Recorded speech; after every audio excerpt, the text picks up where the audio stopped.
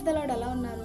మన లైఫ్లో critical situations వచ్చినప్పుడు మనతో ఉంటారనుకున్న వాళ్ళందరూ మనల్ని విడిచిపోయి వెళ్ళిపోయినప్పుడు మనతో పాటు ఒక ఫ్రెండ్ లేదా ఆప్తుడు మాత్రమే మనతో ఉంటే అప్పుడు అనిపిస్తుంది మన వాళ్ళు ఎవరు కాదు. ఆ పర్సన్స్, ఆ సిచ్యువేషన్స్ అన్నీ మనకి జీవితాంతం గుర్తుండిపోతాయి కదా.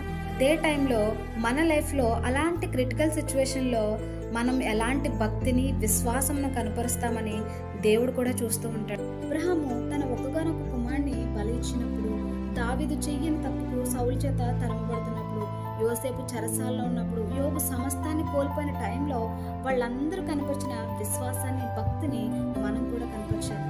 ఇబ్బందుల కొలువులో, అగ్ని వంటి శ్రమలో దేవుడు మనల్ని పరీక్షిస్తున్నప్పుడు మన అమూల్యమైన విశ్వాసం బయటపడుతుంది. కాబట్టి మనల్ని ఒకసారి పరిచయం చేసుకుందాం. మనం ఎలాంటి విశ్వాసాన్ని కలిగి ఉన్నామో.